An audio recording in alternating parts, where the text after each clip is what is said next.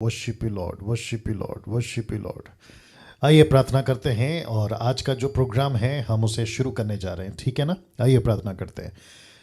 अनुग्रहकारी पिता, प्रभु यीशु मसीह के अद्भुत और महान नाम में प्रभु जी आपके पास आते हैं, प्रार्थना करते हैं प्रभु जी कि जितने भी सदस्य एसएसडी के सदस्य जो प्रभु सीखना चाहते हैं खरी शिक्षाओं को, प्रभु जी मैं प्रार्थना करता हूं कि परमेश्वर एक एक व्यक्ति से आप बात करिए। प्रभु प्रार्थना करते हैं परमेश्वर, कलीसिया आप बना रहे हैं और कलीसिया को आप चला रहे हैं। प्रभु जी आपके नाम को महिमा मिले, आपके नाम की बड़ाई हो। प्रभु जी इन लोगों के माध्यम से प्रभु जी आप अपने राज्य को स्थापित करिए। लड़का लड़की पुरुष स्त्री सब आपकी महिमा के लिए इस्तेमाल हो, ऐसी हम प्रार्थना करते हैं। और मैं जानता हूं ना बल से होगा ना शक्ति से होगा, पर जो भी होगा तेरी आत्मा से होगा। प्रभु ऐसी बातों के साथ आप जो हैं हमें लेके चलिए।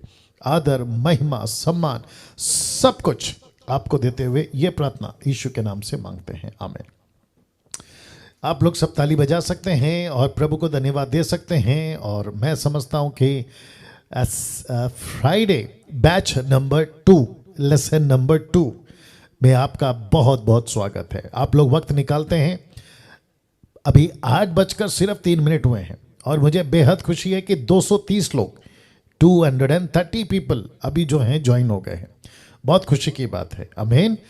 तो साथ ही साथ आप जब बैठ के सुनते हैं, आपका पेपर, आपका नोटबुक, आपका पेन, आपका पानी का बोतल, आपका नैपकिन, टिश्यू, आपको जो भी रखना है आपके आसपास में उसको ले लीजिएगा। और साथ ही साथ मेक श्योर आपको कोई बच्चे, घर के सदस्य, किसी प्रकार की कोई डिस्टर्बेंस ना होने पाए। क्यों?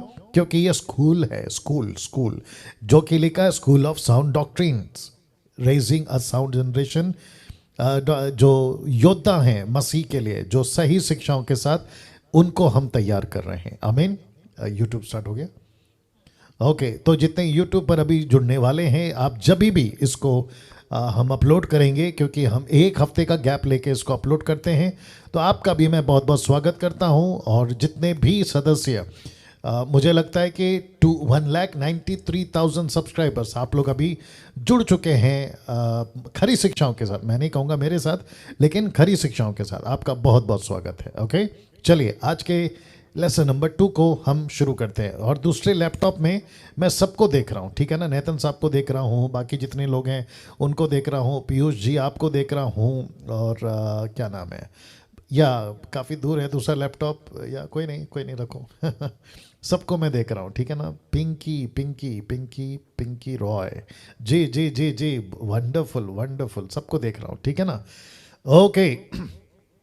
आप सभी जानते हैं कि स्कूल ऑफ साउंड डॉक्ट्रिन का ये सेकेंड वीक है, मतलब लेसन नंबर 2 है। फर्स्ट लेसन में आपको बहुत सारी बातें बताई थी और हमने सीखा था, और वो विषय था बोलना सीखो। तो मैं समझता हूँ कि हम सभी को वक्त आ गया है बोलने के या बोलने का। और सोशल मीडिया वर्चुअल जिसको कहते हैं, फेस टू फेस आप जिससे मिलते हैं बोलना सीखना होगा। जब आपको सत्य पता है तो आपको बात करना होगा, आमीन। या हाथ उठाकर, थंब दिखाकर, या थैंक यू नेतन साहब, ओके। नाउ एक कॉन्सेप्ट मैं लेके चलता हूँ और वो कॉन्सेप्ट है ये वाला, ओके। वहाँ से कुछ किया तो वापस अटक जाता है तो फिर क्यों होता है ऐसा? ये एक सेकंड दीजिए प्लीज़, क्योंकि हम लोग टेक्नोलॉजी से जुड़े हैं और कभी कभी कई चीज़ें सपोर्ट नहीं करती जैसा हम चाहते हैं। चलिए, मैं उम्मीद करता हूं कि अभी कोई डिस्टर्बेंस नहीं होना चाहिए, या और वो कॉन्सेप्ट है ये वाला। तो जितने यूट्यूब पे हैं आपको भी मैं साथ में जोड़ना चाहूँगा, और जितने भी अभी 270 के आसपास में आप लोग जो लाइव आ गए हैं जूम पर, आपको भी मैं इसमें जोड़ना चाहूँगा। आवर फोकस इज, याद रखिए हमारा जो फोकस है, our focus is universal church, जिसका हिंदी ट्रांसलेशन है सर्वव्यापी कलीसिया हमारा फोकस है। नाउ आप सभी जानते हैं कि यीशु की अनेक कलीसिया नहीं है, यीशु की एक ही कलीसिया है। Jesus doesn't have churches but he have church. Churches and church में फ़र्क है। तो जिसका मैं अभी जब बात कर रहा हूं, मैं चर्चेस को बात नहीं कर रहा हूं, मैं चर्च की बात कर रहा हूं, चर्च को बात कर रहा हूं। मैं डिनोमिनेशन से बात नहीं कर रहा हूं, मैं यीशु की कलीसिया से बात कर रहा हूं। ये कॉन्सेप्ट कहां से आता है? पहला कुरिन्थियों 1:10 में, हे भाइयों, मैं तुमसे यीशु मसीह जो हमारा प्रभु है उसके नाम के द्वारा विनती करता हूं कि तुम सब एक बात कहो और तुम में फूट ना हो, परंतु एक ही मन और एक ही मत। मत का इंग्लिश ट्रांसलेशन है डिनोमिनेशन, ग्रुप, ठीक है ना। तो उसके ऊपर हम आपको जो है ट्रेन कर रहे हैं, आपको मैं सिखा रहा हूं। कोई व्यक्ति हमारे ग्रुप में अभी शायद जुड़ गया होगा गलत इंटेंशन से, तो वो सोच रहा होगा कि चलो देखते हैं कि डैनियल राज क्या सिखाते हैं साउंड ऑफ डॉक्ट्रिन में। तो ऐसे व्यक्तियों को, और जब यूट्यूब पे अपलोड होगा उस वक्त, तो उनके दिमाग में अगर ऐसा है कि डैनियल राज आप डिनोमिनेशन को क्यों सिखा रहे हैं, हमारा चर्च है, हमारा अलग कॉन्सेप्ट है, हमारा पास्टर है, हमारा ये है, हमारा वो है, तो आपकी गलतफहमी दूर कर दे रहा हूं कि मैं आपके चर्च को पहली बात नहीं सिखा रहा हूं। मैं किसी डिनोमिनेशन को नहीं सिखा रहा हूं, मैं तो यीशु की कलीसिया को सिखा रहा हूं। आपको ये कॉन्सेप्ट क्लियर कर देता हूं, ठीक है ना। तो अगर आपके दिमाग में जरा भी ये बात है कि आप मुंबई के चर्च को, महाराष्ट्र को या दुनिया के किसी एक चर्च को क्यों सिखा रहे हैं, तो मैं आपको कह देता हूं मैं यीशु की कलीसिया को सिखा रहा हूं ना। दूसरा चीज, इस पाठशाला में किसी भी प्रकार का बाइबल के बाहर शिक्षा वालों को एंट्री नहीं है। इसका मतलब क्या है कि इस एसएसडी में जो कि पिछले हफ्ते स्टार्ट हो चुका है, आज का ये दूसरा हफ्ता है, लेसन नंबर 2 है, बैच नंबर 2 है। किसी भी प्रकार का बाइबल के बाहर शिक्षा वालों को, जो किसी जिब्रिश या ताइथ को लेकर आउट ऑफ बिब्लिकल या नॉन बिब्लिकल स्टेटमेंट के साथ, या सबत जुडिज्म, या किसी भी प्रकार का वचन को सपोर्ट ना करने वाला ऐसा कोई डॉक्ट्रिन जो अभी कॉन्क्रीट बन चुका है, क्योंकि 200 साल से तो बेड़ा गर्क हो चुका है बहुत सारे व्यक्तियों के माध्यम से मसीह की तह में। तो ऐसे लोगों को मैं अभी से बता रहा हूं कि जब डैनियल राज को जूम पर थर्सडे, फ्राइडे, सैटरडे आप जो सुनते हो, तो आपके दिमाग में पहले से फिट होना चाहिए कि मैं आपके हिसाब से नहीं चलूंगा, मैं चलूंगा वचन के हिसाब से। तो दूसरा तिमोथी 2 वचन 15 लिखा है, जो सत्य के वचन को ठीक रीति से काम में लाता हो। इंग्लिश ट्रांसलेशन कहता है rightly dividing the word of truth. Right Nathan साहब? तो इसका मतलब यह हुआ कि हम सभी को यीशु के वचन को ठीक से काम में लाना होगा। वो चाहे पवित्र आत्मा का विषय हो, वो चाहे यीशु का उद्धार का विषय हो, वो चाहे बपतिस्मा का विषय हो, वो चाहे दशमांश का विषय हो, वो चाहे महिला पास्टर बन सकती नहीं बन सकती उसका विषय हो, बपतिस्मा का तरीका क्या है उसका विषय हो। एक एक टॉपिक पे वचन को कॉन्टेक्स्ट में ठीक से राइटली डिवाइडिंग, ठीक से इस्तेमाल में लाना, जो सीख गया वो पास्टर, वो चर्च, वो डिनोमिनेशन, मैं उसकी अप्रिशिएट करता हूं, मैं उसके साथ में खड़ा हूं। तो उसी कॉन्सेप्ट से डैनियल राज भी चलता है। मैं एक वचन को लेकर उसका पैर नहीं है, सर नहीं है, ऐसी किसी प्रकार की बातों को मैं आप लोगों को नहीं सिखाऊंगा। ये बातें आप लोग ध्यान में रखिएगा ना। एक छोटा सा एग्जांपल दे देता हूं, जैसे पौलुस कहता है, मैं उसके बाद ये एग्जांपल दूंगा। 2 कुरिन्थियों 2:17 कहता है, क्योंकि हम उन बहुतों के समान नहीं हैं जो परमेश्वर के वचन में मिलावट करते हैं, परंतु मन की सच्चाई से और परमेश्वर की ओर से परमेश्वर को उपस्थित जानकर मसीह में बोलते हैं। तो एक ऐसा वचन है जिसको गलतियों का 4:26, आप लोग अभी ओपन नहीं करना, ये क्या कहते हैं, आप लोगों तक पहुंच जाएगा जब रिकॉर्ड होगा, अपलोड होगा, लेकिन अभी नहीं ओपन करना। वहां लिखा है कि माता यरूशलेम, आप सभी को पता है मदर जेरूशलेम वाला एक कॉन्सेप्ट आया है, और वो कॉन्सेप्ट आया है गलतियों 4:26 से। वो कहते हैं ऊपर एक माता है, जबकि लेखक पौलुस का कॉन्सेप्ट था हजीरा और सारा, अब्राहम की 2 पत्नियों का बात यहां पर हो रहा है। एक है जो प्रतिज्ञा का संतान इसहाक, और दूसरा है जो कि प्रतिज्ञा का नहीं है, वंशज का नहीं है, और वो है इश्माइल। तो वहां कॉन्टेक्स्ट में वो पति पत्नी, वो माएँ हैं, माफ करें, वो माएँ हैं, उसको उसने कहा कि जो अभी स्वतंत्र है, यानी कि सारा, और उसने कनेक्ट किया यरूशलेम जो ऊपर से उतरेगा, वो कॉन्सेप्ट है, लेकिन उसका कोई सर नहीं है, पैर नहीं है, उसको उठाकर एक कॉन्सेप्ट बना दिया माता यरूशलेम वाले। तो ऐसे करके आपको वचन में मिलावट नहीं करना है। तो जिसके चलते मैं वापस रख देता हूं कि ठीक से इस्तेमाल करना एक एक प्रभु के दास को। और याद रखिए ये बातें मैं आपको क्यों सिखा रहा हूं, क्योंकि आप लोग खरी शिक्षाओं के साथ इस स्कूल में या पाठशाला में आपने अपनी एंट्री की है, आपने अपने आप को रजिस्टर किया है। तो मैं सभी को कहना चाहता हूं कि आप सभी को सीखना होगा कि जैसा वचन है कॉन्टेक्स्ट में, हिस्ट्री में, ट्रांसलेशन में, उसी मुताबिक हमें उसको लेके चलना है। किसी भी प्रकार का उल्टा सीधा डॉक्ट्रिन, जो कि हिब्रू चैप्टर 13 वर्स 9 कहता है, किसी भी उपकी मतलब जिसको इंग्लिश ट्रांसलेशन है विंड डॉक्ट्रिन, उठाकर किसी प्रकार का सिद्धांत नहीं बनाना है। नाउ ये बातें बताना जरूरी था। आशा करता हूं कि आप लोग अभी तक समझ गए हैं। अगर आप लोग समझ गए हैं तो एक बार थंब करके बता दीजिएगा ताकि मैं यहां से आगे बढ़ सकूं। Thank you everyone, thank you Pinky ji, बहुत अच्छा। नेतन साहब थैंक यू। ओके, आज का विषय है लेसन नंबर 2 में त्याग का जीवन, सैक्रिफाइस लाइफ या डिनाइंग आवरसेल्फ, जिसको मैंने थोड़ा सा आपको मदद के लिए खुलासा करके लिखा, खुद का इनकार करना होगा। तो इसको कहते हैं त्याग का जीवन।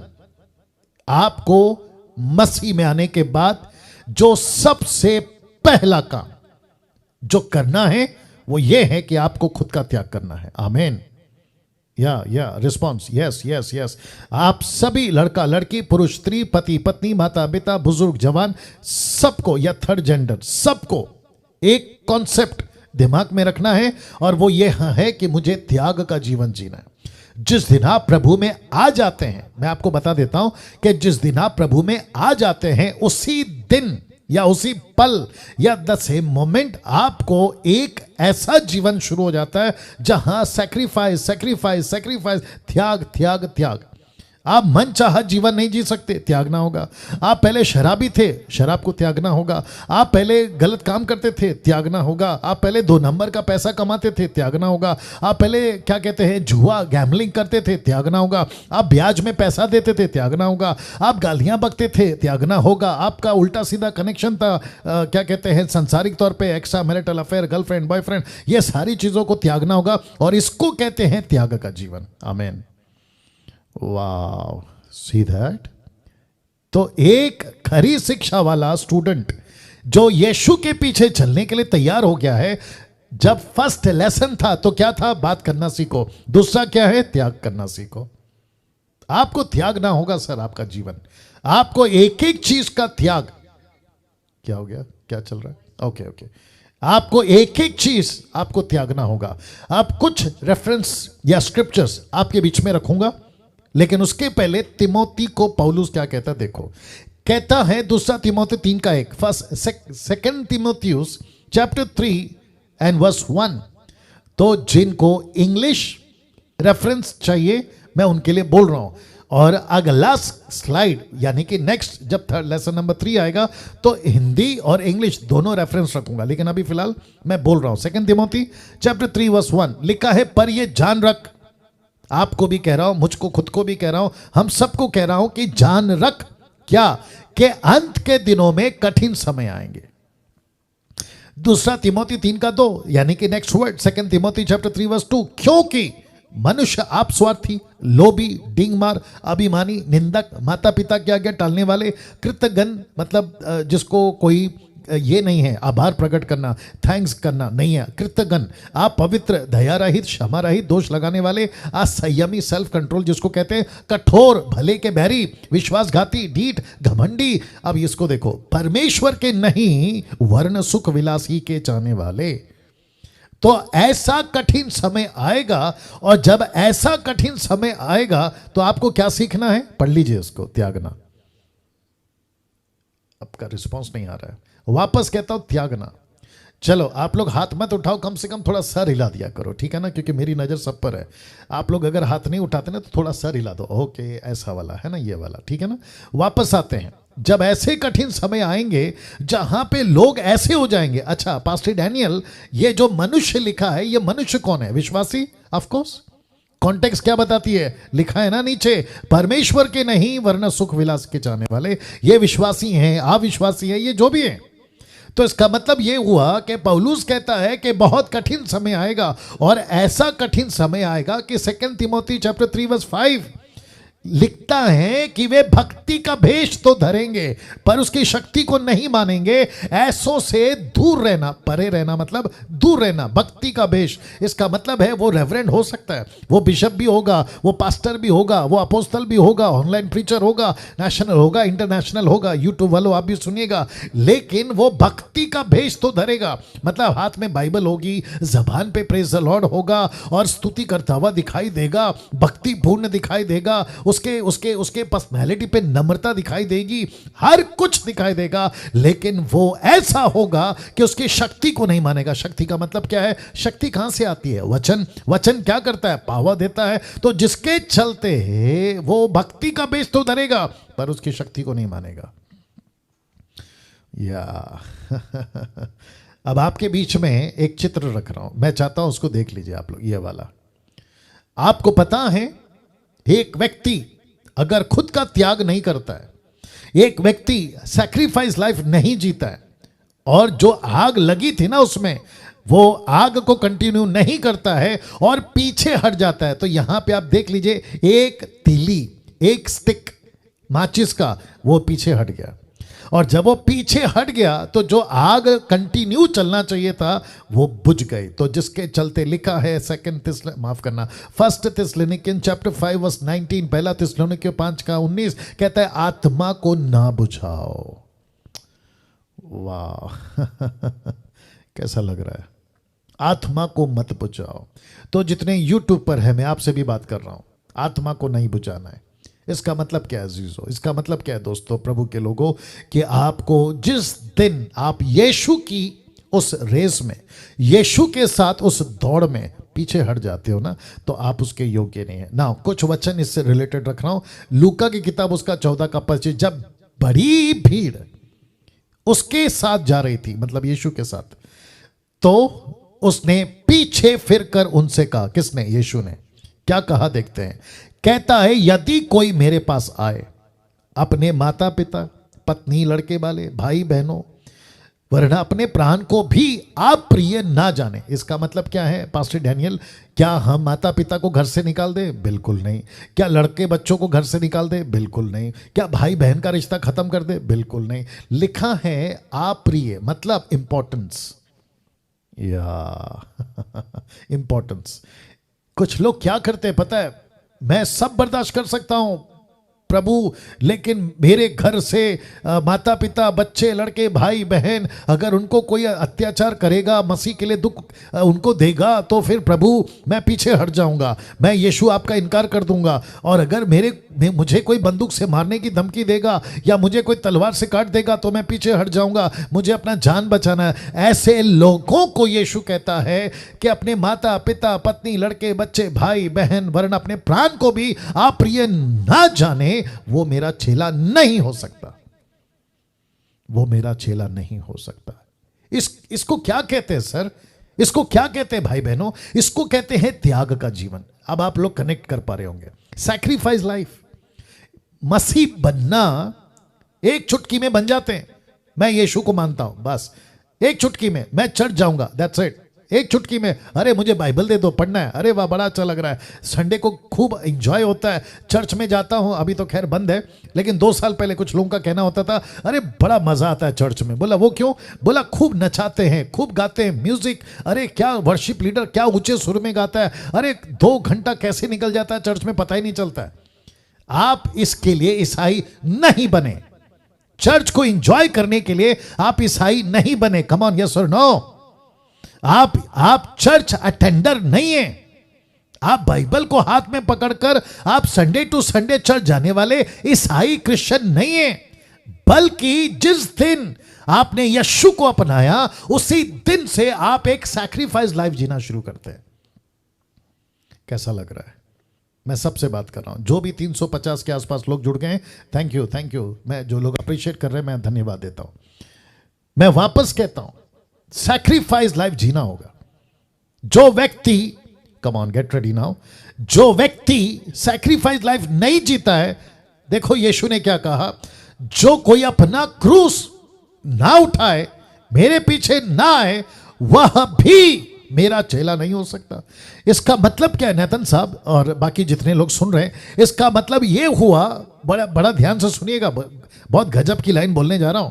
इसका मतलब ये हुआ कि संसार को तो छोड़ना है, संसार को छोड़ना है मतलब संसार की बातों को तो छोड़ना है, ऊपर से अपनी अहंकार, अपना ईगो, अपना घमंड, अपनी क्या कहते हैं गुस्सा, बुरी आदतें, सब कुछ को छोड़ना है। उसके बाद क्या ऐसा करके चुपचाप घर में बैठना है? नहीं, कहता यीशु मेरा अपना क्रूस उठाओ, माफ करें अपना क्रूस उठाओ।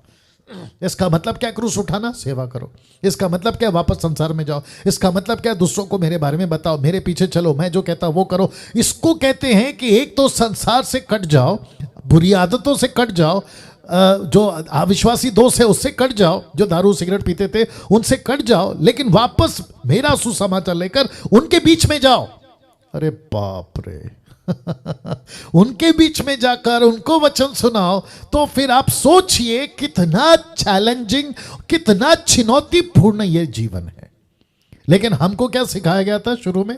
जो भी डिनोमिनेशन है, नाम नहीं ले रहा हूं, लेकिन हमको क्या सिखाया गया था? अरे प्रभु में आनंद है। मैं उसके खिलाफ नहीं हूं।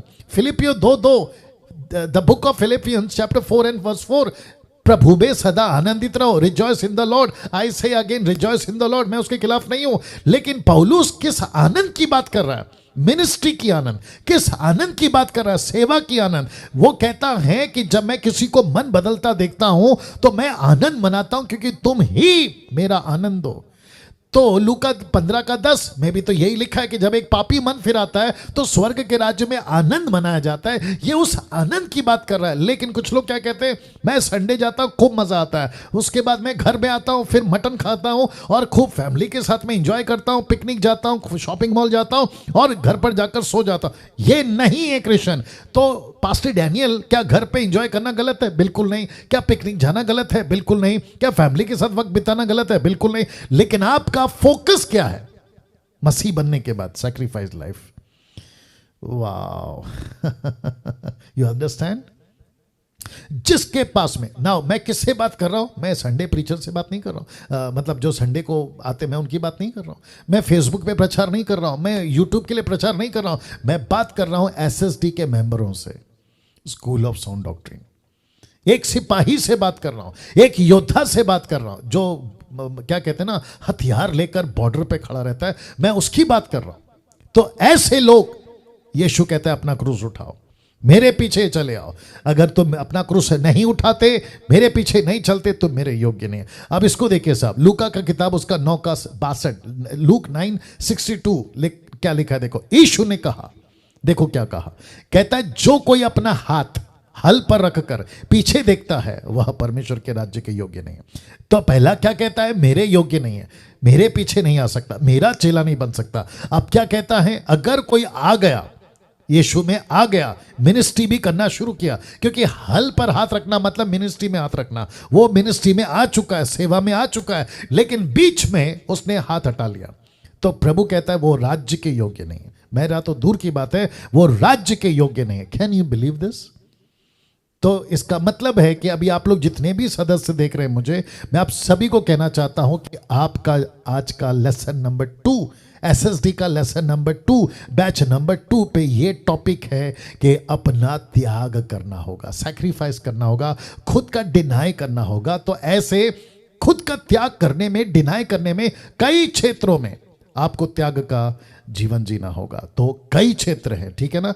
तो उन क्षेत्रों में सबसे ज्यादा त्याग इस एक क्षेत्र में करना होगा। तो कौन सा क्षेत्र है? अब मैं यहां से रखने जा रहा हूं। तो आप लोग सब तैयार हैं? तो एक बार अपना हाथ उठाकर बता दें अगर आप लोग तैयार हैं। Thank you, thank you, wonderful wonderful wonderful Jesus. Okay, सबसे ज्यादा त्याग इस एक क्षेत्र में करना होगा। रोमियो की किताब उसका 12 अध्याय वचन 19, the book of Romans chapter 12 verse 19, क्या लिखा है? देखिए, लिखा है, हे प्रियो, अपना पलटा ना लेना, परंतु क्रोध को अवसर दो। परमेश्वर का क्रोध है ये, क्रोध को अवसर दो, क्योंकि लिखा है, पलटा लेना मेरा काम है, प्रभु कहता है मैं ही बदला दूंगा। अब आप लोग सोच रहे होंगे कि पास्टर डैनियल, त्याग का जीवन में आपने ये कॉन्सेप्ट क्यों लाया जो आपने लिखा है कि बहुत जरूरी है, सबसे ज्यादा त्याग इसी क्षेत्र में। तो मैं आपको बता देता हूं, पिछले हफ्ते मैंने कौन सा टॉपिक पे बात किया था? बात करना सीखो, लर्न टू स्पीक।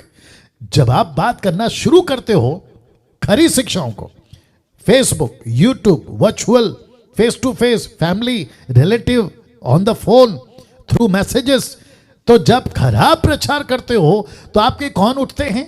आपके कौन उठते हैं आपके अगेंस्ट में? विरोधी, आपके दुश्मन तैयार होते हैं।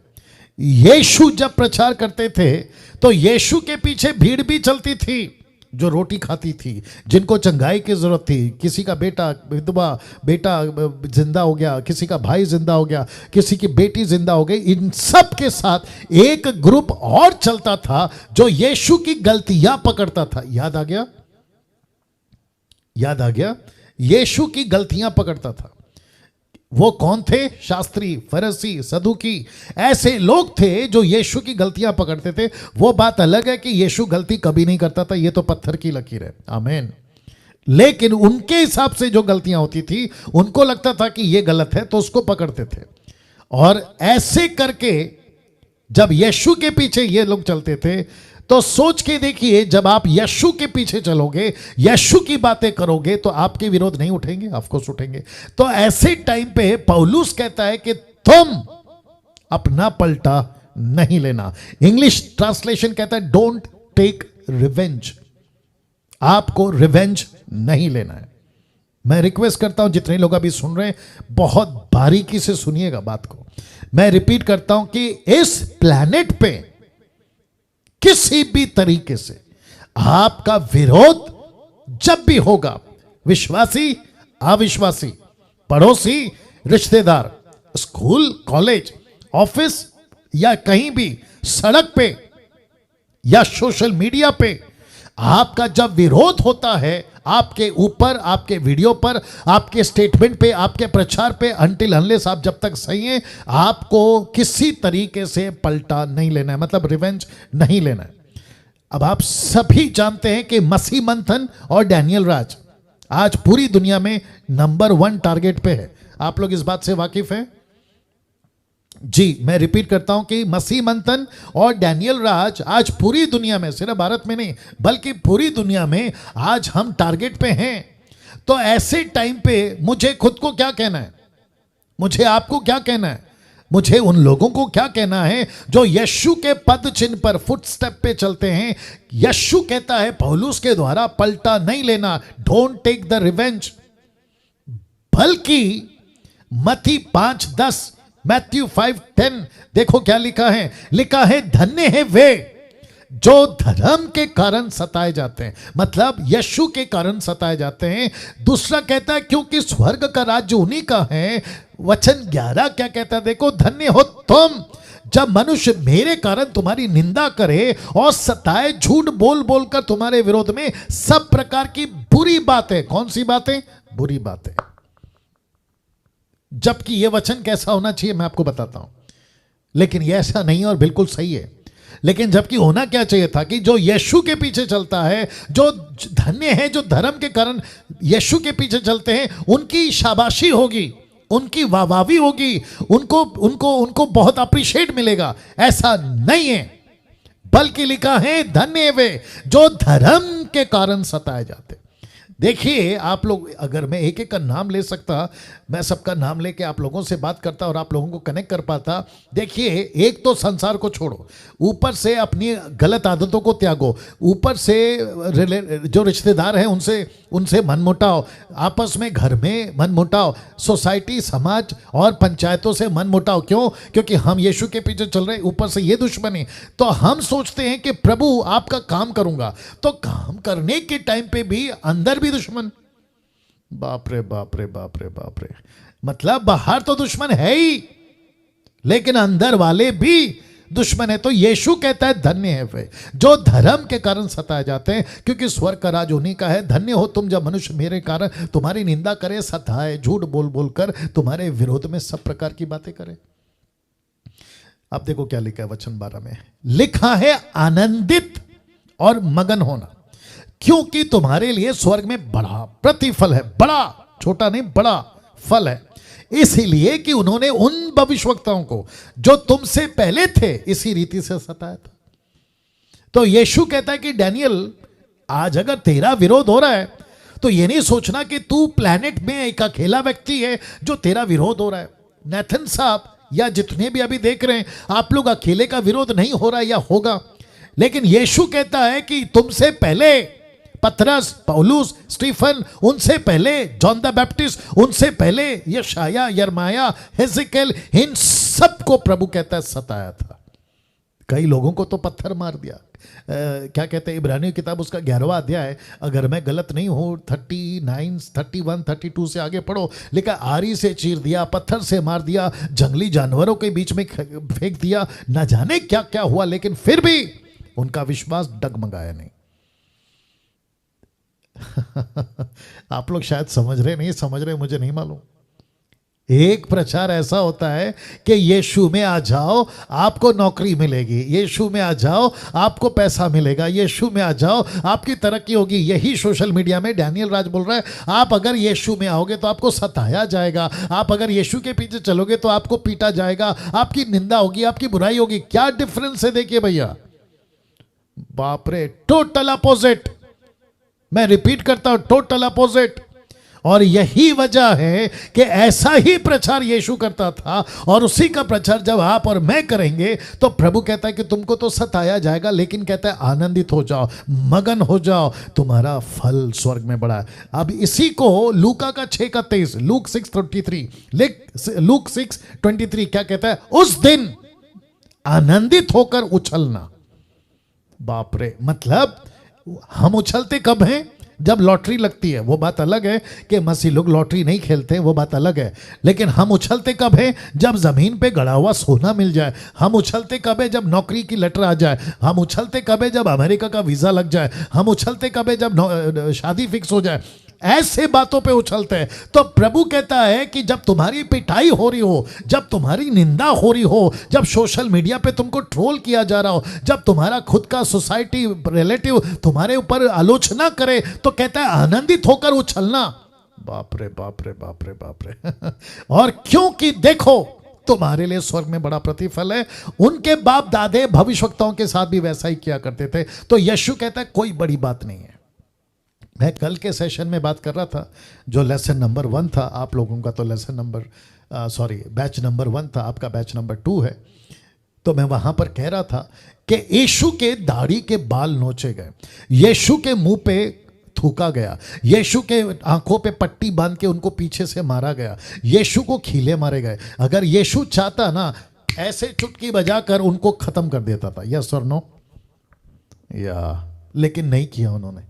तो यीशु कहता है कि डैनियल मुझसे सीख, अगर मैं इतना बड़ा परमेश्वर, जबकि मैंने कोई गलती नहीं करी, मैं चुपचाप उन कतरने वाली भेड़ की समान चुप रहा ना, वैसे तुझे भी चुप रहना है। मैं रिपीट करता हूं, हम सबको बस सीधा काम करना है, प्रभु का काम करना है, आगे बढ़ना है। मैं एक छोटा सा एग्जांपल दे रहा हूं जो मैंने कल नहीं दिया, आप लोगों को दे रहा हूं क्योंकि पवित्र आत्मा अलग अलग तरीके से बात करता है। आपको पता है जो घोड़ा होता है ना युद्ध का, आप लोग जानते हैं घोड़ा, हॉर्स, जो युद्ध का घोड़ा होता है ना, उसके राइट आंख और लेफ्ट आंख पे एक ऐसे पट्टी बांधी जाती है, और उस घोड़े को कहा जाता है कि ना दाएं देखना ना बाएं देखना, सीधा सामने देखना। इसका मतलब है कि आप और मैं युद्ध के घोड़े हैं, आप और मैं युद्ध के सिपाही हैं। बाईं तरफ वाला क्या बोल रहा है, दाईं तरफ वाला क्या बोल रहा है, यह देखना आपका मेरा काम नहीं है। इस क्षेत्र में हमको त्यागना होगा ना। मैं कुछ वचन रख रहा हूं जो कि बहुत इंपॉर्टेंट है। लूका की किताब उसका 6:7 है, लूक 6:27। देखो क्या लिखा है, परंतु मैं तुम सुनने वालों से कहता हूं, अपने शत्रुओं से प्रेम रखो। बाप रे बाप रे बाप रे बाप रे। क्या रखो, अपने दुश्मनों से प्रेम रखो। कौन है हमारे दुश्मन, जानते हो? आपका दुश्मन वो है जिसने आज सुबह आपको फोन करके धमकी दी, प्रभु कहता है उससे प्रेम कर। आपका दुश्मन वो है जिसने आपको सोशल मीडिया पे ट्रोल किया, वो है आपका दुश्मन। आपका दुश्मन वो है जिसने रिलेटिव ने आपको कहा कि मैं तुम्हारा रिलेटिव या फिर परिवार से तुमको बेदखल करता हूं, तुमको पंचायत से बेदखल करता हूं, तुमको सोसाइटी से बेदखल करता हूं, तुम ऐसे हो वैसे हो। प्रभु कहता है वो शत्रु से प्रेम करो। क्या बात है भाई, ये है खरी शिक्षा।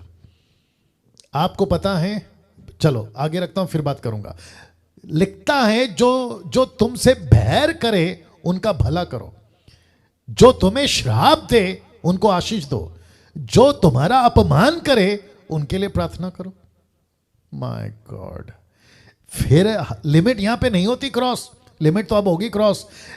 लिखता है तेरे एक गाल पर कोई थप्पड़ मारे उसकी और दूसरा भी फेर देना, जो तेरी दोहरी छीन ले तो उसको कुर्ता भी दे देना। मतलब एक गाल पे थप्पड़ मारे तो उसको फिर से बुलाकर बोलो भाई इधर कम पड़ गया, इधर भी मार के जाओ। अब आप समझ गए? क्या ये जीवन जी सकते हैं? बिल्कुल नहीं, नहीं जी सकते। क्या ऐसी बातों को रखकर मसीहत में किसी को ला सकते हैं? बिल्कुल नहीं ला सकते। तो यीशु ने यही तो कहा ना, मेरे पीछे चलना आसान नहीं है, मुझे फॉलो करना आसान नहीं है। इसलिए तो यीशु ने कहा चौड़ा रास्ता बहुत लोग जाएंगे, सकरा रास्ता बहुत कम लोग हैं। तो जिसके चलते आपको और मुझको आज ये लेसन नंबर 2 में प्रभु सिखा रहा है कि हमको एक ऐसा त्याग का जीवन जीना होगा। देखो ये वचन क्या कहता, फिर मैं उस पॉइंट पे आऊंगा जो अभी मैं बोलने वाला था। लूक 6:31 लिखा है, जैसा तुम चाहते हो कि लोग तुम्हारे साथ करें तुम भी उनके साथ वैसा ही करो। My goodness. कोलिशंस चैप्टर 3:13, यदि किसी को किसी पर दोष देने का कोई कारण हो तो एक दूसरे की सह लो, मतलब उनको बर्दाश्त कर लो, उनको सह लो। मुझे कभी कभी कॉल आता है, कहते हैं हमारे जो टीम है ना वहां से कॉल आता है, कहते कह रहे पास्टर जी एक आदमी है यूट्यूब पर आपके बारे में ऐसा ऐसा बोल रहा था, मेरे को क्या करना है? अच्छी बात है भाई, सह लो। फिर अचानक से कॉल आता है व्हाट्सएप पे, मतलब लिंक के साथ में, वीडियो लिंक के साथ में, देखो पास्टर डैनियल ये आपके लिए क्या बोल रहा है, इसको अच्छा जवाब देना। मैं कैसे जवाब दूं? इसको अच्छा जवाब दो, इसको मुंह तोड़ जवाब दो, इसको है ना आप है ना ऐसा जवाब दो कि ये दोबारा वीडियो ना बनाए।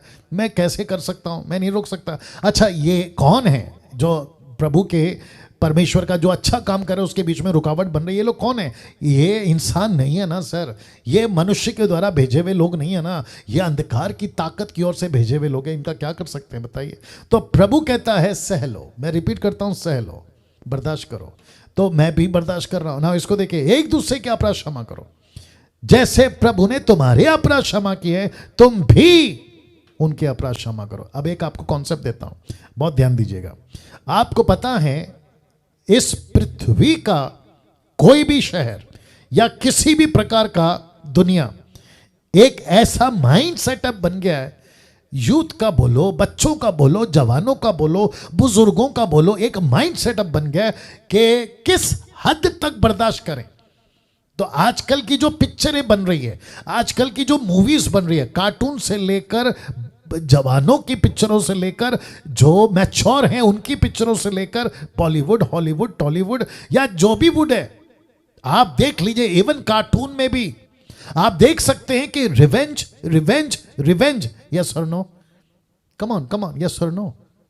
रिवेंज मतलब बदला। अच्छा, अगर आपको पता है कि हीरो लड़ रहा है विलन से और विलन लड़ रहा है हीरो से, आप क्या अपेक्षा करते हैं कि कौन जीते? हीरो। और आपको क्या लगता है कि कौन सा हीरो होना चाहिए? जो एक्शन पैक्ड हो, जो उसको कत्ल कर दे, जो उसको गोली से खत्म कर दे। अगर विलन ने हीरो को मार दिया तो आप लोग क्या कहते हैं? अरे क्या बकवास आदमी है। लेकिन प्रभु कहता है कि तुमको सताओ सहना है। तो ये जो दुनिया है, ये जो माइंड सेटअप बन रहा है, क्या ऐसे टाइम पे हम अपना त्याग का जीवन जी सकते हैं? बहुत मुश्किल है, बहुत मुश्किल है। इसलिए ये टॉपिक रखा हूं। अब इसी कड़ी में, क्योंकि मैं वक्त का भी ख्याल रखूंगा, इसी कड़ी में आपको त्यागना होगा धन का। इनकार करो, पैसे का, पैसा, धन। मैं आपको बताता हूं मत्ती 6:19 में क्या लिखा है, मैथ्यू 6:19, अपने लिए पृथ्वी पर धन इकट्ठा ना कर जहां कीड़ा और काई बिगाड़ते, जहां चोर सेंध लगाते और चुराते, परंतु अपने लिए स्वर्ग पर धन इकट्ठा करो जहां ना तो कीड़ा है, ना काई बिगाड़ते, ना चोर सेंध लगाते, ना चुराते हैं। तो इसका मतलब पास्टर डैनियल, क्या हमको कल का नहीं सोचना है? बिल्कुल सोचना है। क्या हमको बैंक बैलेंस नहीं करना है? बिल्कुल करना है। क्या हमको अपने बच्चों के लिए प्रॉपर्टी सेव नहीं करनी है? बिल्कुल करनी है। क्या हमको कोई बिजनेस नहीं करना है? बिल्कुल करना है। क्या हम आगे का नहीं सोचे? बिल्कुल सोचना है। लेकिन मैं बात कर रहा हूं लालच की, मैं बात कर रहा हूं ग्रीडीनेस की, मैं बात कर रहा हूं कि प्रभु तक को ताक पे रखकर पैसे के पीछे भागने वालों की। या कैसा लग रहा है? बीच में मैंने एक वीडियो बनाया था, मुझे थोड़ा टाइम दीजिए, माफ़ करिए अगर थोड़ा सा आगे पीछे हो जाता टाइम, मेरे साथ बने रहिएगा। मैंने बीच में एक वीडियो बनाया था और वो वीडियो ये था कि पास्टरों को मैंने एक सुझाव दिया था और मैंने लिखा था कि एक सुझाव, और मैंने कहा था कि आज 50 रुपया या 60 रुपया 1 लीटर दूध है। आपके जब बच्चे बड़े हो जाएंगे, जब वो अपनी घर गृहस्थी चलाएंगे ना, तो मुझे नहीं पता कि उस वक्त में कितना होगा, शायद 500, 400, 600 रुपया 1 लीटर दूध होगा। पेट्रोल आज मुंबई में जहाँ पे मैं रहता हूँ, पेट्रोल डीजल 100 रुपये का आंकड़ा क्रॉस कर चुका है। सोचिए आपके और मेरे बच्चों के टाइम पे 1000 रुपया लीटर होगा। क्या ऐसे टाइम पे आपके मेरे बच्चे, आपका मेरा परिवार जो आगे बढ़ेगा, अगर प्रभु के आने में देरी है, तो क्या वो सरवाइव कर पाएंगे? मैंने ये सुझाव दिया था। और जो सेवक हैं, जो 2-2 हज़ार, 3-3 हज़ार, 5-5 हज़ार के लिए सब कुछ छोड़कर, है ना, जिसको कहते हैं ना कि रोमियो 10:2, रोमन्स 10:2, जो कि कहता है ना, धुन है लेकिन बुद्धि नहीं है, जोश है अक्ल नहीं है, होश है जोश है होश नहीं है, ऐसे वालों से मैं बात कर रहा हूं कि आपको अपना जीवन सुरक्षित रखना है, आपको अपना बैकअप रखना है। क्या कहते हैं उसको, बेमतलब का होकर आग में नहीं कूदना है। लेकिन अभी जो मैं बात कर रहा हूं कि पैसे का इनकार करना मतलब लालची नहीं बनना है। आप सब लोग समझ रहे हैं, लालची नहीं बनना है। आपको प्रभु को ताक पे रखकर बिजनेस नहीं करना है। घूस पे पैसा लेना, मतलब ब्याज पे पैसा लेना, माफ करें, इंटरेस्ट पे पैसा लेना, ब्याज पे, मैं उसके ऊपर बात कर चुका हूं। किसी को धोखा देकर पैसे लेना, किसी को चीट करना, किसी की प्रॉपर्टी को अपने नाम पे कर लेना, ऐसा बहुत कुछ है। पार्टनर जो बिजनेस शुरू किए, धोखा देकर भाग जाना, मैं उसकी बात कर रहा हूं। और साथ ही साथ आपको जितना आपके पास जितना है, फर्स्ट तिमोथी चैप्टर 6:7 ऑनवर्ड्स, पौलुस कहता है जो है उस पर संतुष्ट करो।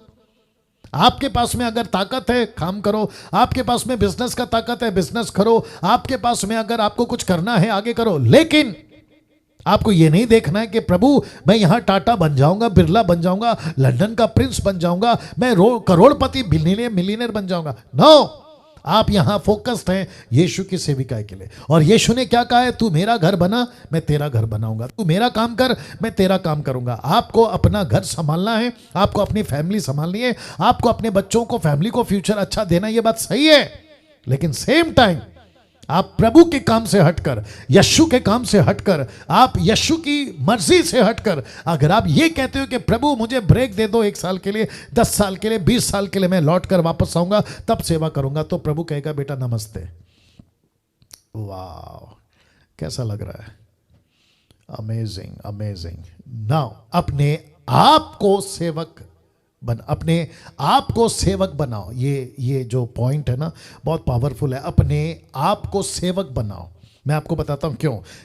मरकुस 10:42, मार्क 10:42 क्या कहता है, देखो। यीशु ने उनके पास बुलाकर उनसे कहा, तुम जानते हो कि जो अन्य जाति के हाकिम समझे जाते हैं, वे उन पर प्रभुता करते हैं और उनमें जो बड़े उन पर अधिकार जताते हैं।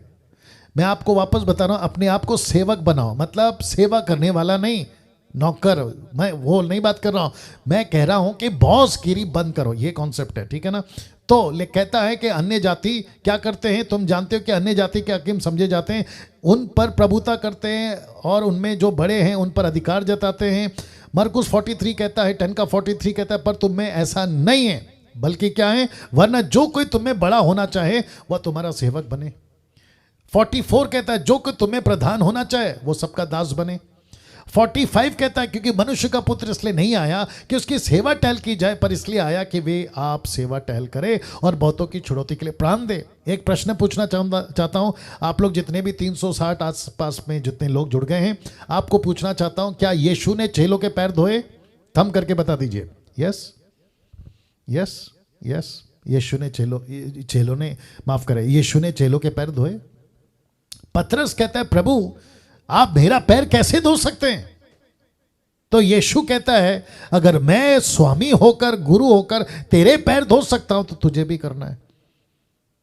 इसका मतलब क्या है? यीशु क्या सिखा रहे थे? मैं स्वामी होकर गुरु होकर परमेश्वर होकर अगर इसे ना नीचे जा सकता हूं, मैं इस लेवल पे आ सकता हूं कि चेलों के पैर धो सकता हूं, तो हम सबको कौन सा एटीट्यूड रखना है? सेवकों वाला। हमको कौन सा एटीट्यूड में चलना है? सेवकों वाला। हमें प्रभु से कहना है कि प्रभु मैं नौकर बनने को था। इसीलिए ये पॉइंट रखा था, मैं वापस रख देता हूं ये वाला। ओ सॉरी, कहां गया ये वाला? ओ अपने आप को सेवक बनाओ। मतलब आपको अपने आप को प्रभु को कहना है कि प्रभु मैं सेवा करने के लिए तैयार हूं। मैं बॉस नहीं बनूंगा, मैं बॉसगिरी नहीं करूंगा, मैं किसी को बड़ा अपने आप को किसी को से बड़ा नहीं समझूंगा। आपको एक एग्जाम्पल देता हूं, अगर आप लोग मेरे साथ में हैं अभी। देखिए आप जानते हैं जॉन द बैप्टिस्ट, यूहन्ना बपतिस्मा देने वाला। इवन यूट्यूब वालों से भी पूछ लेता हूं, यूहन्ना बपतिस्मा देने वाला, आपको पता है उसने ऐसा कोई किताब 40 अध्याय का 50 अध्याय का, जैसे यशाया ने लिखा, यिर्मयाह ने लिखा, एजेकिएल ने लिखा, दानियल ने लिखा, ऐसा कुछ नहीं लिखा उसने। किसने? जॉन द बैप्टिस्ट ने। उसने सिर्फ यीशु के पहले आया, रास्ते को सरल किया, पानी का बपतिस्मा दिया मान फिराव का, ऐसे कर कर उसने सेविकाई की और हेरोदेस की पत्नी को और हेरोदेस को उसने वार्न किया, बस। लेकिन इसके कुछ महीनों की या कुछ सालों की सेविकाई में जानते हो उसने क्या किया? उसने कहा कि प्रभु तू बढ़े और मैं घटूं। तब यीशु ने कहा कि यूहन्ना बपतिस्मा देने वाला सब भविष्यवक्ताओं में सबसे बड़ा यूहन्ना है। माय गॉड, यीशु कहता है यशाया बड़ा नहीं है, यिर्मयाह बड़ा नहीं है, एजेकिएल बड़ा नहीं है, बड़ा कौन है? John the Baptist. क्यों? क्योंकि जॉन द बैप्टिस्ट ने खुद को नीचे किया। तो जो नीचे करता है, सेवक बन जाता है, दूसरों की सेविकाई करता है, उसको प्रभु ऊंचा करता है। आई थिंक आप लोग यहां ताली बजा सकते थे, कोई बात नहीं। इसको कहते हैं जबरदस्ती ताली बजवाओ। चलिए कोई बात नहीं, ये वचन बता चुका हूं आपको। अभी ये वाला वक्त का ध्यान रखूंगा। अपने आप को तैयार करना होगा सेवा के लिए। एक था सेवक बनो दूसरों के लिए, दूसरा अभी क्या आ गया है? त्याग करना होगा इस क्षेत्र में और तैयार करना होगा सेवा के लिए। यूहन्ना की किताब उसका 14 का 23 लिखता है, यीशु ने उनको उत्तर दिया, यदि कोई मुझसे प्रेम रखे तो वह मेरे वचन को मानेगा, मेरा पिता उससे प्रेम रखेगा, हम उसके पास आएंगे, उसके साथ वास करेंगे। फिर कहता है यूहन्ना की किताब उसका 14 का 24 में, जो मुझसे प्रेम नहीं रखता वह मेरे वचन नहीं मानता, जो वचन तुम सुनते हो वह मेरा नहीं वरन मेरे पिता का है जिसने मुझे भेजा है। तो यहां पे बात हो रही है बात सुनने की, बात हो रही है यीशु के वचन को मानने की, बात हो रही है यीशु के पीछे चलने की। तो एक व्यक्ति है, उसका नाम है अब्राहम। इब्रू 11:8 जानते हो क्या लिखा है? मुझे नहीं पता कि ये कॉन्सेप्ट आपने कभी समझा नहीं समझा। हिब्रू 11:8 जानते हो क्या लिखा है? विश्वास ही से इब्राहिम ने जब बुलाया गया तो आज्ञा मानकर ऐसी जगह निकल गया जिसे मिरास में लेने वाला था, और यह ना जानता था कि मैं यानी इब्राहिम किधर को जाता है, तो भी निकल गया। इसको क्या कहते हैं? यीशु माफ करे यहोवा ने नहीं बताया था। इसके हाथ में किसी प्रकार का मैप, किसी प्रकार का जीपीएस, किसी प्रकार का स्ट्रक्चर, किसी प्रकार का क्या कहते हैं ना गाइड करने वाला कोई व्यक्ति नहीं था। लेकिन यह परमेश्वर की एक आवाज, जेनेसिस चैप्टर 12 वर्स 1, परमेश्वर की एक आवाज, अपना घर छोड़ मेरे पीछे चल। इसको कहते हैं ऐसा जज्बा, ऐसा त्याग। प्रभु मैं रख दे रहा हूं, मैं रख दे रहा हूं। ओह सॉरी कहां गया? मैं रख दे रहा हूं। अपने आप को तैयार करना होगा सेवकाई के लिए, ठीक है ना? तो अब्राहम कहता है कि प्रभु मुझे नहीं पता मैं कहाँ जाऊंगा। मेरी एक पत्नी है, मेरा एक भांजा है, हम लोग 3 लोग निकल पड़े हैं। कुछ भेड़ बकरी हमारे साथ में हो सकती है उन दिनों में, हम तेरे पीछे निकल पड़े, लेकिन हमको ये तो बता कहाँ जाना है। तब परमेश्वर का दास पौलुस किस माध्यम से लिखता है, कहता है कि वो नहीं जानता था कि किधर जा रहा है, तो भी निकल गया। क्या आप और मैं यीशु की सेविकाई के लिए ऐसा त्याग का जीवन जी सकते हैं? वाह! अब्राहम को नहीं पता क्या करना है। ना तो शॉपिंग मॉल है, ना रेस्टोरेंट है, ना किसी प्रकार का एटीएम कार्ड है, ना किसी प्रकार का बैंक, ना किसी प्रकार का बैकअप, ना किसी प्रकार का कोई चीज। लेकिन परमेश्वर ने कहा निकल, निकल गया। ऐसा जा, चला गया। ये करने लगा। सोच के देखिए, आज हम जो दुनिया में रहते हैं, हमारे पास में कितना बैकअप है, चारों तरफ सुविधा है। आपको अगर चल के नहीं जाना है तो गाड़ियां हैं, ऐसी सुविधा है कि आप घर बैठे, जैसे अभी मैं यहां बैठा हूं, यहां बैठकर आप हजारों लोगों से बातें कर सकते हैं। लेकिन उसके बावजूद अगर आप समर्पित नहीं हो रहे, तो फिर क्या मतलब हुआ मसीह जीवन का, राइट? अंत में, क्योंकि वक्त का ख्याल रखना है, अंत में एक जबरदस्त कॉन्सेप्ट आपके बीच में रखने जा रहा हूं, एक जबरदस्त बात आपके बीच में रखने जा रहा हूं, जो कि मैं फेसबुक पे, यूट्यूब पे डाल चुका हूं। अब अंत में एक ऐसा एरिया जहां 99.9% लोग गिर जाते हैं।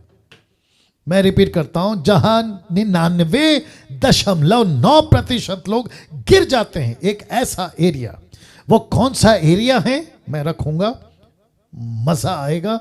अगर आपने ऑलरेडी वीडियो देख लिया है और मजा आएगा, ताकि आप कॉन्सेप्ट को समझ जाओगे। ये चित्र देख लीजिए, सैमसन एंड दलाइला, हिंदी में सिमसोन और दलीला। सैमसन एंड दलाइला, सिमसोन और दलीला, या ये चित्र देख लीजिए। हम सभी जानते ये व्यक्ति कौन है, जिसका नाम है सैमसन। ये एक ऐसा व्यक्ति था जो इस क्षेत्र में नहीं टिक पाया। ताकत थी, बचपन से अभिषेकित था, परमेश्वर की ओर से चुना हुआ था, इजरायलियों का प्रोटेक्टर था, फिलिस्तीन को खत्म करने के लिए चैलेंजर था। सांकली तोड़ देना, लोहे की जंजीरें तोड़ देना, क्या कहते हैं, सिंह लायन को जबड़ा पकड़ के फाड़ देना, माता पिता को जंगल में उनके द्वारा बचा देना, ऐसे सारी चीजों से भरा हुआ, ताकत से भरा हुआ, कहां गिर गया साहब? मैं वापस रख रहा हूं, 99.9% लोग गिर जाते हैं। कौन सा क्षेत्र है जहां पे ये सैमसन गिर गया? मैं उसको अभी रखूंगा, बहुत ध्यान दीजिएगा प्लीज। लड़का लड़की, पुरुष स्त्री, जवान बुजुर्ग, सभी ध्यान दीजिएगा। शैतान ने हर सैमसन के लिए या सिमसोन के लिए या सैमसन के लिए एक दलाइला या दलीला या दलाइला तैयार करके रखी है शैतान ने। मैं रिपीट करता हूं, हर सैमसन के लिए, एक एक प्रभु के दास के लिए, एक एक वर्शिपर्स के लिए, एक एक म्यूजिशियंस के लिए, एक एक प्रीचर के लिए, एक एक सो कॉल्ड इंटरनेशनल एवेंजलिस्ट के लिए, सब के लिए शैतान ने सैमसन नाम जो रखा है, मैंने दलीला तैयार करके रखा है। अब आपके हाथ में चुनाव है कि आप दलीला को कैसे हैंडल करते हैं, आप दलीला को कैसे डील करते हैं। आपके हाथ में चुनाव है। पास्टर डैनियल, वो कौन सा क्षेत्र है जहां 99.9% लोग गिर जाते हैं? फर्स्ट थिस्सलुनीकियंस चैप्टर 4 वर्स 3, पहला थिस्सलुनीकियों 4:3 लिखा है, क्योंकि परमेश्वर की इच्छा यह है कि तुम पवित्र बनो। मैं रिपीट करता हूं कि तुम पवित्र बनो, अर्थात व्यभिचार से बचे रहो। पवित्र बनो अर्थात व्यभिचार से बचे रहो। ऐसा कौन सा क्षेत्र है, जितने YouTube पे देखने आप लोग देख लीजिएगा, ऐसा कौन सा क्षेत्र है जहां 99.9% लोग गिर जाते हैं, 99.9% लोग गिर जाते हैं, नहीं टिक पाते हैं। वो चाहे आपका आज का युग हो, वो चाहे आपका पिक्चर हो या किसी प्रकार का पॉर्न वीडियोस हो या किसी प्रकार की तस्वीर हो या फिर फिजिकल हो या क्या कहते हैं फेस टू फेस हो, ऑफिस में, स्कूल में, कॉलेज में, पड़ोस में, गांव में, शहर में, हर तरीके से लोग, वो चाहे विश्वासी हो या अविश्वासी हो, गरीब तबके का हो या अमीर तबके का हो, किसी भी वर्ग का हो, जो नहीं टिक पाता है, शैतान कहता है मैं सबके लाइफ में एक दलाइला को रखा हूं, लेकिन 99.9% लोग वहां पर टिक नहीं पाते हैं। जो टिक गया, इसलिए नीति वचन वाला कहता है ये ऐसा फिसलन है, फिसलन समझते हैं, फिसलन समझते हैं जहां फिसल सकते चलते हुए, चिकनी जमीन, ये शायद ठीक होगा। ये ऐसी फिसलन है कि अच्छे अच्छे डगमगा गए, अच्छे अच्छे उस पर नहीं चल पाए। तो और आज का युग, my goodness get ready now, आज का युग जहाँ 2G नहीं, जहाँ पे 3G नहीं, जहाँ 4G नहीं, अभी 5G का ज़माना है। कौन सा ज़माना? 5G का ज़माना है। इंटरनेट ऐसा फास्ट भागता है, रैम अभी आजकल के जो फ़ोन आते हैं ना, उसमें 8 GB रैम था, उसके बाद में अभी जो लेटेस्ट मैंने देखा है वो 12 GB रैम, 12 GB रैम समझते हैं टक करके ओपन हो जाएगा। आपका बफरिंग का ज़माना चला गया कि आपको प्ले करना पड़ता था, वीडियो बफरिंग होती थी, वो ज़माना चला गया सर। मैंने तो बीच में प्रचार भी किया था कि सड़कों पे आपको सब कुछ मिल जाएगा, होटलों में आपको सब कुछ मिल जाएगा, आपके घर, गांव, शहर में सब कुछ मिल जाएगा। आप ऐसे युग में जी रहे हैं और वो कोई भी क्षेत्र हो सकता है। वो लड़का के लिए लड़की हो सकता है, लड़की के लिए लड़का हो सकता है, पुरुष के लिए स्त्री हो सकती है, स्त्री के लिए पुरुष हो सकता है, आपका कोई भी लेवल हो सकता है। हद तो ये हो गई है कि ऐसे युग में जी रहे हैं कि जहां लड़की लड़की, लड़का लड़का, ये युग है। आज आपकी लाइफ का, मुझे थोड़ा सा रखने दीजिए, आज आपकी लाइफ का दलाइला कौन है? आज आपकी लाइफ की दलाइला कौन है, दलीला कौन है? कहीं वो आपकी गर्लफ्रेंड, आपका बॉयफ्रेंड, आपका एक्स्ट्रा मैरिटल अफेयर, आपका लड़का, आपका पुरुष, आपका स्त्री, आपका नौकरी, आपका पैसा, आपका तंबाकू, आपका गुटखा, आपका दारू। कुछ लोग कहते हैं, अभी बीच में मैं किसी से बात कर रहा था शाम को, एक व्यक्ति ने मुझे कॉल किया, मैं किसी का नाम तो नहीं लूंगा, मुझे उसने कॉल किया, मैंने बोला यस बोलिए। वो कहता है कि पास्टर डैनियल, मैं पूरा सांसारिक था, पाप में था, नशे में था, खूब दारू पीता था, मैं प्रार्थना में आ गया। आकर उसको कितने महीने हो गए नेतन साहब पता है? सिर्फ 2 महीना। उस व्यक्ति को आए सिर्फ 2 महीना हो गया और उसने मुझे कॉल किया, 2 महीना या जो भी होगा। मैंने उसको बोला अब क्या है? वो कहता है मैं सब कुछ तो छोड़ दिया और कुछ लॉकडाउन के चलते मैं चर्च जाना मेरा छूट गया। मैंने एक दिन पास्टर को फोन किया, माय गुडनेस गेट रेडी मैंने पास्टर को फोन किया, मेरे पास्टर ने पूछा सब ठीक है? मैंने कहा ठीक है। इसने पूछा आप कैसे हैं? बोला सब ठीक है। फिर इसने कहा कि पास्टर जी आपको गवाही देते कि मैंने सब कुछ छोड़ दिया। एक दोस्त था, मैंने उसको भी समझाया कि दारू छोड़ दे, लेकिन उसने नहीं छोड़ा। तो पास्टर क्या कहता है पता है? अरे यार कभी कभी पी लेना चाहिए, कुछ नहीं होता है। माय गॉड, कभी कभी पी लेना चाहिए, कुछ नहीं होता है। अब आप सोच के देखिए, वो 2 महीने का व्यक्ति, अगर अभी वो जूम पे होंगे शायद, या कल आएंगे, या फिर पता नहीं जब ये वीडियो एडिट होगी तब पड़ेगी तो वो देख लेंगे, मैं झूठ नहीं बोल रहा हूँ, उनका स्टेटमेंट है ये। अब आप सोच के देखिए क्या परिस्थिति है। कुछ लोग कहते हैं कि पास्टर डैनियल, मैं वक्त का ख्याल रखूंगा, याद रखिए, कुछ लोग कहते हैं कि पास्टर डैनियल मैं प्रभु में तो आ गया हूं, लेकिन कभी कभी सिगरेट पी लेता हूं।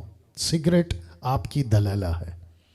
कुछ लोग कहते हैं कि पास्टर जी महीने में एक बार मैं थोड़ा सा रम पीता हूं, मैं थोड़ा सा विस्की पी लेता हूं, मैं थोड़ा सा वाइन पी लेता हूं, वाइट वाइन, रेड वाइन, ये वाइन, वो वाइन मैं कभी कभी पी लेता हूं। तो वाइन तुम्हारी दलेला है, विस्की तुम्हारी दलेला है, जिन, वोडका। मुझे इतना सब इसलिए पता है क्योंकि मैं बार टेंडर था जब प्रभु में नहीं आया था। I was a bar tender, इसलिए मुझे ये सब पता है। रेड लेबल, ब्लैक लेबल सब जानता हूं मैं। और उसके चलते अगर कोई अभी जूम पर आप मुझे सुन रहे हैं, अब आपको गुस्सा आएगा, कोई बात नहीं, मैं उसके बावजूद कहना चाहता, अगर कोई नशा, सिगरेट, गुटखा, तंबाकू, दारू, किसी भी प्रकार का आप मसीह मंथन में जुड़ने के लिए आप क्वालिफाइड नहीं हैं, आपको निकल जाना चाहिए।